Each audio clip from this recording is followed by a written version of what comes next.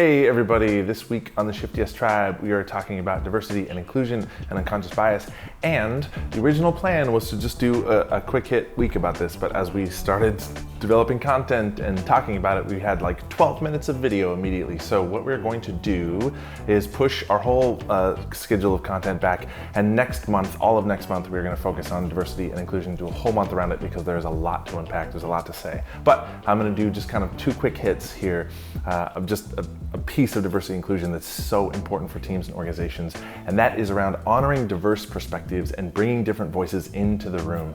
I think that's so critical. Something that I see a lot of times in companies is with, for example, higher education.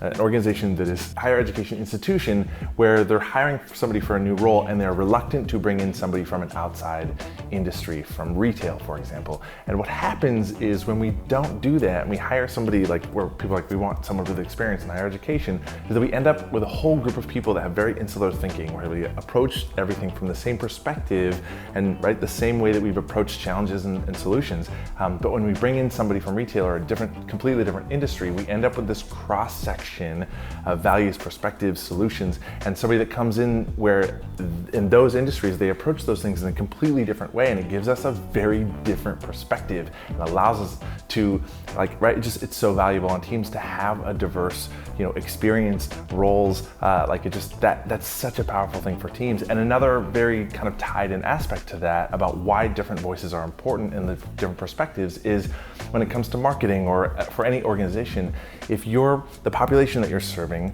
or you're marketing a product or the people, a lot of your users are Generation Z, it's like, are those people represented in those conversations? Where you have a room full of marketing people, marketing to like a group of Generation Z people, and they're all baby boomers being like, what do they want? It's like, well, why don't we bring them in here and ask them?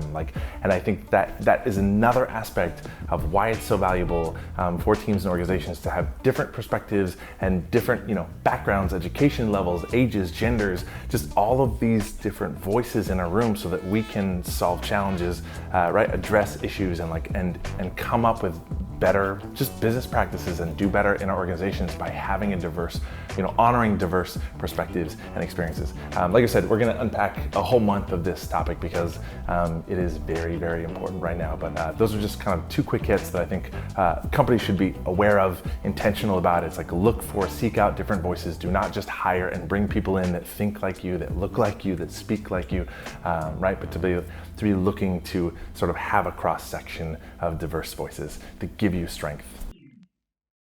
Talking about a sound check, talking 1, 2, 3, 4, get your body on the dance floor.